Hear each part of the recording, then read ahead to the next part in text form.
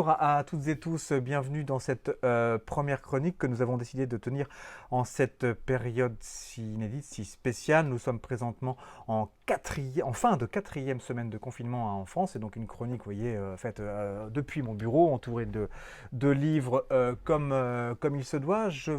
Nous vous présenterons régulièrement à 233 degrés des chroniques, des interviews, des interventions autour d'ouvrages parus peu avant toutes ces histoires, ce confinement, puisque ce sont des ouvrages qui sont parus mais qui n'ont pas eu encore la vie qu'ils auraient pu avoir en librairie, puisque les librairies ont dû fermer assez rapidement après ces parutions. Néanmoins, ces livres dont je vais vous parler, ils sont parus.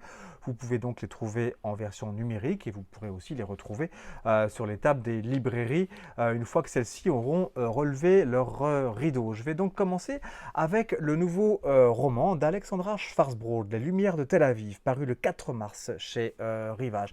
C'est le 7e roman d'Alexandra Schwarzbrod, le 5e polar et le 3e sur Israël. Et il y avait eu Balagan en 2003, prix SNCF du polar. Il y avait ensuite eu Adieu Jérusalem en 2010. Grand prix de littérature policière, s'il vous plaît. On verra quelle médaille, quelle étoile ce troisième livre obtiendra. Alexandra Schwarzbrod est présentement directrice adjointe de la rédaction du quotidien Libération. Elle a été correspondante de ce quotidien en Israël entre 2000 et 2002, c'est-à-dire en gros, elle a couvert le début de la deuxième intifada. Troisième roman sur Israël, celui-ci donc clôt quelque part une trilogie. Pourquoi trilogie? Eh bien parce que, donc, comme je viens de le dire, c'est le troisième roman de la dite Alexandra Schwarzbrod sur Israël. Pourquoi trilogie? Parce qu'on y retrouve Elie Bishara, inspecteur de police, citoyen arabe israélien, qui est le personnage récurrent d'Alexandra Schwarzbrod dans ses fictions sur ce coin du monde.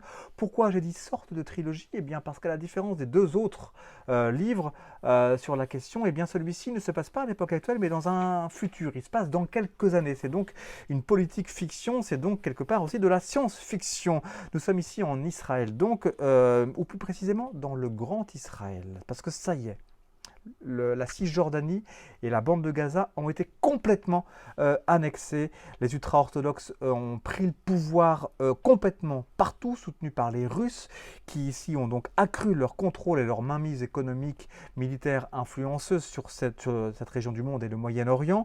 Un nouveau mur, un vrai mur, a fait son apparition entre Tel Aviv et Jérusalem. La seule véritable démocratie de la région est donc devenue une autocratie, un État vraiment encore plus nationaliste, pauvre surtout, et tourné vers son passé. Ailleurs dans le monde, l'Europe n'a plus voix au chapitre, et par exemple, la Californie est devenue un État complètement indépendant.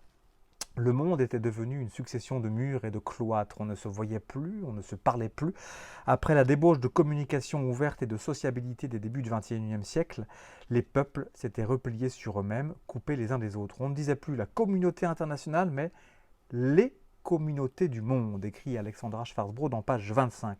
Voilà donc le contexte, mais un foyer de résistance s'organise dans la ville de Tel Aviv, qui donc encore une fois est séparée du reste du pays par un mur. La ville se bat pour rester fidèle aux valeurs pionnières de l'État d'Israël tel que fondé en 1948, égalité, solidarité, démocratie, en gros à l'image aussi des premiers kibboutz. Ça c'est donc le cadre. Les intrigues maintenant.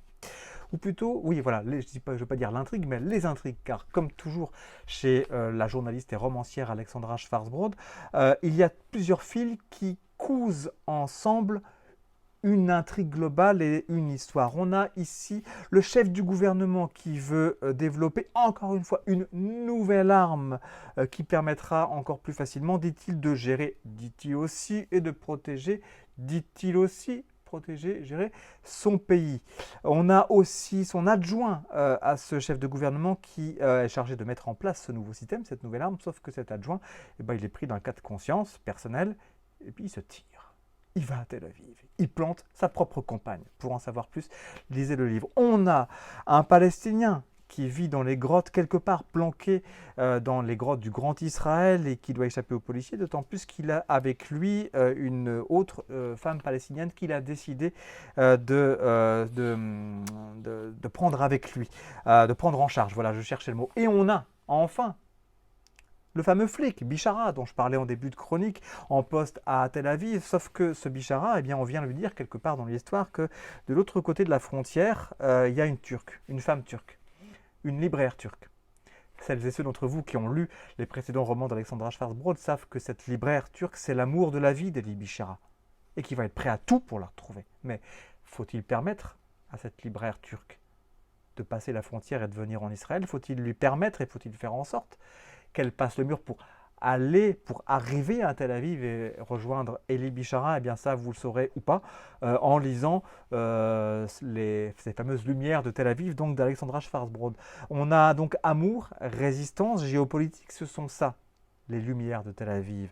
Nationalisme, fantôme, manipulation, réel politique internationale, ça ce sont les zones d'ombre et les côtés lugubres de Tel Aviv. Et ce sont ces contrastes entre ces lumières et ces zones d'ombre qui forment l'espace fictionnel, les espaces fictionnels d'Alexandra Schwarzbrod, qui forment aussi, qui constituent une patine poétique et aussi de suspense dans l'écriture et dans le rythme d'Alexandra Schwarzbrod. On a ici un solide tempo, on a du lyrisme, on a du radicalisme, on a de l'information, on a de la tension littéraire. On a de la joie et de la peur, et c'est entre cette joie, cette peur et ce plaisir littéraire que repose justement le plaisir de cette fiction, qui est une fiction d'anticipation. Alors en ces temps de confinement, il y a celles et ceux qui ne veulent pas lire d'anticipation parce que déjà que ce qu'on vit c'est assez noir comme ça. Il y a celles aussi et ceux qui auront plaisir à se retrouver dans une fiction d'anticipation, et de toute façon une fiction tout court, puisqu'en ces temps de crise, la fiction c'est toujours ce qui se permet de s'évader, mais aussi de trouver des explications sur les citoyens, les citoyennes, les lecteurs, les lectrices, les amoureux et les amoureuses que nous sommes. Il y a aussi tout ça dans ces fameuses lumières de Tel Aviv d'Alexandra Schwarzbrod, donc paru le 4 mars chez Rivage. À très bientôt.